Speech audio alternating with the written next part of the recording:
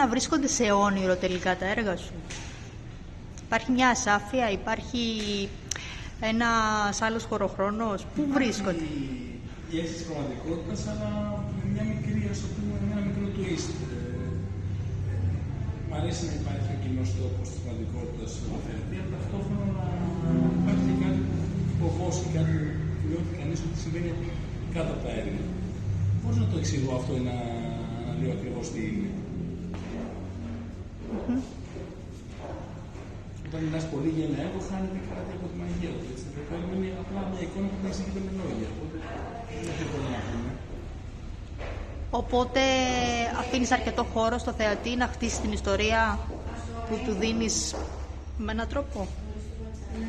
Ναι, κάνω κάποιες νήξεις, έχω στο μυαλό μου κάτι, αλλά ο θεατής συμπληρώνει στην ουσία τι συμβαίνει. Και δεν πρέπει να υπάρχει μια καλή ιστορία, μπορεί να είναι μια εικόνα ή μια στιγμή, ένα πάγο μια στιγμή. Ο πρωταρχικός στόχος είναι το συναίσθημα, είναι η αφήγηση, είναι η τεχνική, είναι όλα αυτά μαζί και κάποια άλλα.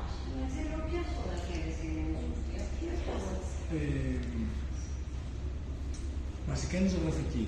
Δηλαδή, μέσα από τη γλώσσα της ζωγραφικής να δοθεί ένας κραδασμός στο θεατή και από εκεί και πέρα να νιώσει κάτι. Η γλώσσα της ζωγραφικής είναι αρκετή. Όταν ένα κόκκινο δίπλα σε ένα μπλε, δίπλα σε ένα πράσινο, όταν μπει σωστά, μεταφέρει κάποιο συναίσθημα. Και από εκεί ξεκινάω, χωρίς να ξέρω εγώ ακριβώς πώς θα βγει το πράγμα. Δεν έχω τόσο συγκεκριμένο στόχο, δηλαδή, όσο πας να το καθορίσεις. Ζωγραφίζω και από εκεί και πέρα βλέπω και εγώ θα πάει το πράγμα πώς θα με εκπλήξει και πού θα οδηγηθεί. Και αντίστοιχα φτιάχνω και ακολουθώ το έργο. Θες να πεις κάτι για αυτό το έργο που έχουμε εκεί μπροστά μας? Ο κήπος με άγαλμα.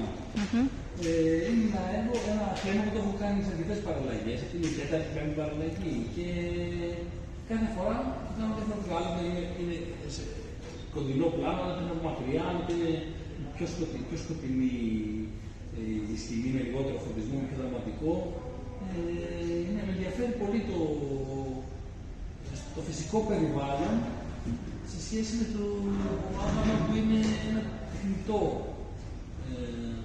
αντικείμενο, που όμως έχει αυτό τη δική του ζωή, μια δική του ζωή, η σχέση των δύο. Αλλά όλα αυτά είναι θεωρίες. Αν το πράσινο δίπλα στο συγκεκριμένο λευκό δεν λειτουργήσει, εκεί είναι το θέμα. Πρέπει να το δουλέψει, πρέπει όλο αυτό να δημιουργήσει μια αρμονία, μια μουσική. Δεν αρκεί δηλαδή το κήπος με άγαλμα στο θέμα. Αυτό είναι η αφετηρία, αυτό είναι το ξεκίνημα. Από εκεί και πέρα πώς θα κολλήσει πάνω στο μουσαμά. Είναι η ιστορία.